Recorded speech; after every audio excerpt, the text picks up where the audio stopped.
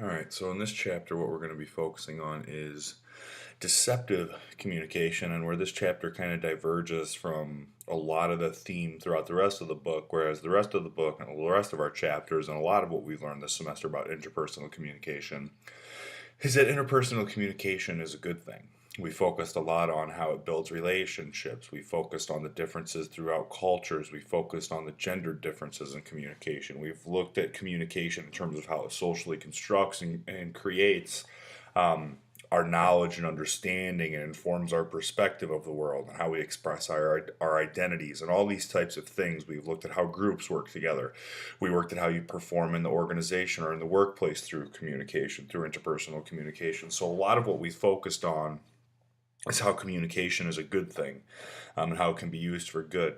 This chapter, however, acknowledges that not all communication is good, and we can use communication in very negative ways. And the way that we kind of conceptualize all of this and kind of throw it under one big category in the communication world is through deceptive communication is what we focus on. And basically, what interpersonal deception is, or what deceptive communication is, this takes place when a speaker transmits information knowingly and intentionally for the purpose of creating a false belief in the receiver. So we'll break down this definition in a little bit, but the most important parts of it are basically the section that goes over transmitting information knowingly and intentionally to create a false belief in the receiver. Knowingly and intentionally. Intentionally are kind of the biggest parts of the definition. So what is it a little bit? We can categorize lies and deception in two different groups, kind of the differences being what's considered high stake and what's considered low stake. So high stake lies are the ones that have really big negative repercussions and consequences associated with them. So all these types of things: forging a signature, impersonating a licensed professional, engaging in insider trading, misrepresenting income on tax returns, filing false insurance claims, committing perjury. All of these types of things are considered high stake lies, and it's a pretty self-explanatory definitions because there's a lot at stake when you're doing these types of things. So some lies have serious direct consequences associated with doing them, serious legal repercussions, serious workplace repercussions, serious negative things are associated with any type of high stake lie or high stake deception. So you can just kind of think of this as kind of the bigger category, the higher consequenced category, the category of lies and deception that lead to really negative outcomes for those who perform those lies and deceptions. In the next category, again, pretty self explanatory, these are considered low stake lies. So these are things that don't necessarily have legal or like workplace types of repercussions associated with them. The consequences are a little less intense. However, these are still considered deceptions or lies. And these are things like saying you're happy to meet somebody when you aren't. You know, like if you're being introduced to your girlfriend's, family members or something like that, and you really don't like them, but you say that you are happy to meet them and you're having a good time, that's considered a low stake lie. This is saying when you have plans to get out of undesirable social commitment. So a group of people that you're not necessarily super close with or don't necessarily want to be friends with all that much, if they're trying to get you to go out with them or go out to the bar or whatever, and you say, oh, well, I have plans, I have things to do, right? We do that to get out of, social commitments. Or falsely complimenting someone's appearance, saying somebody looks nice or that shirt looks good on them or you like their new haircut when actually you don't. So these are low stake, right? Like these are still lies. They're still forms of deception, but the consequences associated with these types of lies are much less severe and involve much less harsh of a punishment. So again, to qualify as deception, for any kind of move or communication to be considered deceptive, first the sender must know the information is false. If somebody's saying something to you and they don't intentionally know that they're lying to you, if they don't intentionally know that the information they're sharing with you is not true, that's not considered deception. Now, somebody can share information with you that is false, but if they believe it's true, if they believe the information that they're sharing with you is true, that's not considered deception. They're just misinformed, but they're not actually trying to deceive you. They just don't have the right information. But if they do know the right information and they're intentionally telling you the wrong information, That's considered deception. The sender must be transmitting the information on purpose. So again, this isn't by accident. This is when we're purposefully telling somebody false information that we know is false. The sender must be attempting to make the receiver believe the information. So this false information that you're intentionally sharing, if you are trying to get somebody to believe it, that's deception. So these are kind of the three main things to know in order for things to qualify as deception. So if you get exam questions that are giving little scenarios, you're going to have to want to know these three things. If I'm asking you, this situation took place, this happened between these two people, is this considered deception? You're going to want to evaluate those scenarios based on these three things that qualify a deceptive act. So then, on the flip side, when is a lie not considered a lie? So you aren't lying if you believe what you're saying is true, like I said before. Even if you're giving false information, if you believe the information, if you truly believe that what you're saying is true, then that is not considered deception. You're not actually trying to trick anybody. You just don't have the right information. You're also not lying if you don't intend for others to believe what you're saying. If you're just saying random stuff, but you're not really trying to get other people to buy into it, then you're also not being deceptive. And you cannot lie to yourself. You can't trick yourself. You cannot deceive yourself because we consciously always know what the truth is in terms of our beliefs. So deception also often comes into play with politeness. We don't often think of being polite as deception, but often when we are being polite, there's a lot of deception at play here. So even though deception overall kind of has this negative connotation, we use it quite often in very positive ways. So when we want to make others feel appreciated, whether it's genuine or not, sometimes we don't actually want to compliment somebody. Sometimes we don't actually think that what somebody is wearing looks nice. Sometimes we don't think what they've done is cool or anything like that. But oftentimes, just to be polite, we kind of make little fibs. So if we want to make others feel appreciated, whether it's a genuine feeling or not, we often say deceptive things to be polite.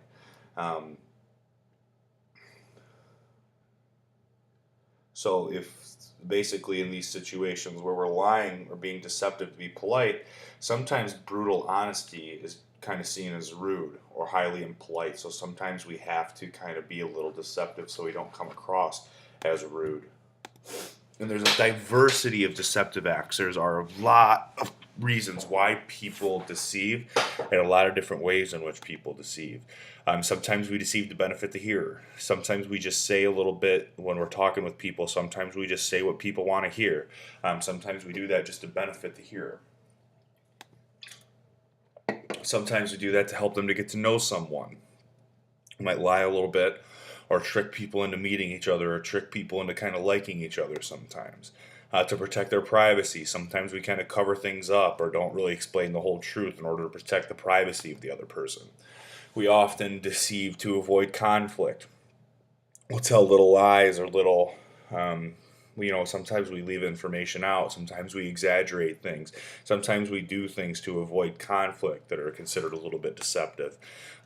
Sometimes we do that to make themselves look better. We might lie or exaggerate or falsify information a little bit to make us look a little better. We might tell a story in a little bit of an exaggerated fashion so it seems like we were a little bit more interesting in that story. Sometimes we do these things to make ourselves look better. And often we do this to help avoid punishment.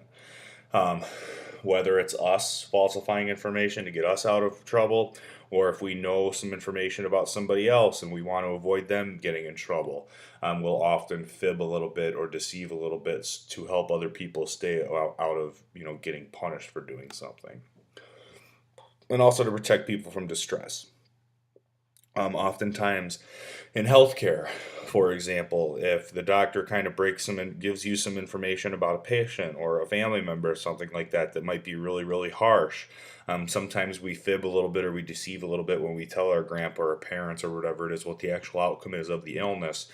We might beat around the bush a little bit. We might deceive just a little bit to kind of protect them from the distress associated with what the truth of the outcome of the illness might actually be. So there's two different categories, again, in how we deceive, or the act itself. And the first is called simulation, acts of simulation. And these include falsification and exaggeration. So falsification is when we communicate false information as if it were true. This is literally just when we're saying stuff that we know isn't true, but we're pretending that it is true. And then there's exaggeration. This is when we overstate something that is true in principle. So we're not necessarily, it's not falsifying information. We're not just completely making stuff up. It is true in principle. This thing really did happen, or it is true to some extent. We're just exaggerating it. We're making it sound better. We're making it sound more important. We're making it sound like a bigger of a deal. So acts of simulation. Falsification is where you're just completely making crap up. Exaggeration is when you're taking something that's true, but you're blowing it up and blowing it out of proportion to make it seem like a bigger deal than what it actually is. Next, there's acts of dissimulation. You can kind of see how these are inherently different. Dissimulation is omission and equivocation. Omission is basically leaving out parts of a story to create a false impression. You're not actually lying, you're not presenting false information, but you're leaving out key parts of the story to create a false impression. News reporters do this a lot. You see this in the media. You see this with people that are giving presentations, or when politicians are talking about other politicians, or in ads when the political campaigns are going on. You can see how in ads politicians kind of attack one another by doing this. They kind of tell certain parts of a story but leave out the key parts of the story, and in doing so, the story itself is completely different. It has a completely different meaning than what it would have had if the entire picture of the story was presented. And then equivocation is making ambiguous statements to give false impressions. This is when you're being so ambiguous, so abstract, and not giving like a coherent, direct statement, or you're not providing like the whole picture in detail. You're just kind of saying things in a very broad and ambiguous manner, so it lets your audience kind of guess at what you're actually trying to say or what the meaning is. And often when we do this, we present this stuff ambiguously to kind of lead into a negative false impression. So whether that's you trying to promote yourself, you're trying to say, I did all these great things, blah, blah, blah, but you're not giving all the details of all the, nasty moves or the deceiving, things that you had to do to get to that grand goal. Or if you're talking about somebody else and you want to kind of make them sound bad, you talk about something that they did. You don't really focus on the great things. You just kind of leave it abstract and make it kind of sound like, oh, well, they did this bad thing. You basically let your audience kind of guess and figure it out depending on which direction you want them to head, but you just stay ambiguous. You don't really give all the details, and that often leads to a false impression. So omission is where you leave out parts of the story, so you kind of create a false impression of what the truth actually is. Equivocation is just where you stay so ambiguous and so broad and don't provide enough detail that it makes your audience guess, and they often lead to a false impression that you want them to get to. So communication behaviors and deception. It's hard to detect deception. Research shows that we only get it right about 55% of the time. It's usually only half the time are we able to guess if somebody's lying to us or if we're being deceived. Many people look for the wrong cues and ignore the right cues when they believe they are being lied to. Often we think we know what we should be paying attention to, but we don't. Our truth bias causes us to believe most of what we hear. We want to believe what we hear. It's easier. This is the case for all of us. It's just easier for us to believe what other people are saying. If you think about it, it makes sense. If we had to, every single time we were engaged in a conversation with somebody, every time we were having a conversation with somebody, every time we were talking to somebody, if we had to sit and really critically analyze and critically think if what they were telling us is the truth or not, that is exhausting. It is hard to be that critical. It is hard to evaluate what people are saying that often, all the time. Think about it when you're talking with your family members most of the time, or your friends, or whatever, colleagues. We're not always like, oh, are you telling the truth? We're not always trying to analyze and figure out if they're being truthful with us or not, because we just want to believe them. It's easier for us to believe what we hear, and that's called our truth bias. But there are some reliable cues to deception. Basically, one of the easiest ones is information inconsistency. If somebody tells you something one day and then they tell you the exact opposite the next day, or if they can't keep their story straight over the course of time, or if they just cannot stay consistent with the information they're providing, there's a good chance that you're being deceived.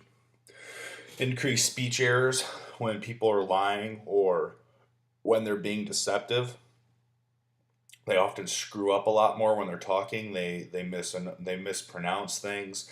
They stumble a little bit. They stutter. There's a lot more speech errors that take place when somebody's trying to deceive you. There's an increased vocal pitch. So if somebody's vocal pitch goes up, especially towards the end of when they're talking, so like for example, if I was talking to you, but at the end of the sentence my vocal pitch goes up, and I'm doing stuff like this when I'm talking to you, that often leads to deception. You can often tell if people's vocal pitches are increasing. That's usually a pretty reliable cue that deception's taking place. Increased blinking and pupil dilation. If people are blinking more when they're talking to you, if their pupils are dilating, if they're not, if they're just blinking more often, not just eye contact itself, but if you notice a huge increase in blinking, that could be a cue of deception. Increased use of false smiles. You can kind of tell if somebody gets really smiley and they're smiling all the time and they're just uncomfortable, weird smiles. That's also a pretty good, reliable cue that you're being deceived. And also decreased body movement. Usually when people are being deceptive, they focus on their body movement more, so it decreases. They try to move less. They try to be less distracting because they have to focus on what they're saying a lot more, so it takes away from kind of the natural communicative body movement that takes place. So if you notice somebody is decreasing their body movement, they kind of get really rigid and stiff when they're talking to you, that could be a cue for deception as well. So when you suspect deception, remember a few things. Familiarity affects deception success. So if people can pretend that so basically when people mock you, keep in mind whenever you're talking with like a car salesman or when somebody's trying to sell you something, if you notice that they start acting the same as you or laughing like you or making the same types of grunts or groans or whatever as you, or if they start moving their bodies the same way as you or start having the same body posture as you, that's called familiarity. They're trying to assimilate to you and act like you so that you get more comfortable with them. So when somebody starts mocking you and acting like you and kind of basically following along and impersonating the way that you're acting, that's a familiarity effect, and that is often associated with deception. Sometimes harder for us to deception from those who are close to us, because usually those that are close to us know how to behave like us, and it's harder for us to pick up on that. Expressive people are better liars. Those that are more animated, that talk more, that have a lot of personality, kind of those quote unquote big personality people, they're much better at lying than introverts that aren't as expressive, aren't as outgoing, aren't as big of personalities, or aren't those type of people that just kind of walk into a room and everybody kind of notices them. Those that are more expressive and animated, they're better at making lies and being deceptive. They're more aware of and they're in control of their communication, both their verbal communication and their nonverbal communication. And they're also more aware of the behaviors of others. They're able to pick up on how people act, how people behave, and they're able to kind of use that to their benefit. So that's the end of the chapter with deceptive communication. Again, you should always be reading the chapters. Everything in the chapter is fair game, but I just wanted to highlight the most important parts.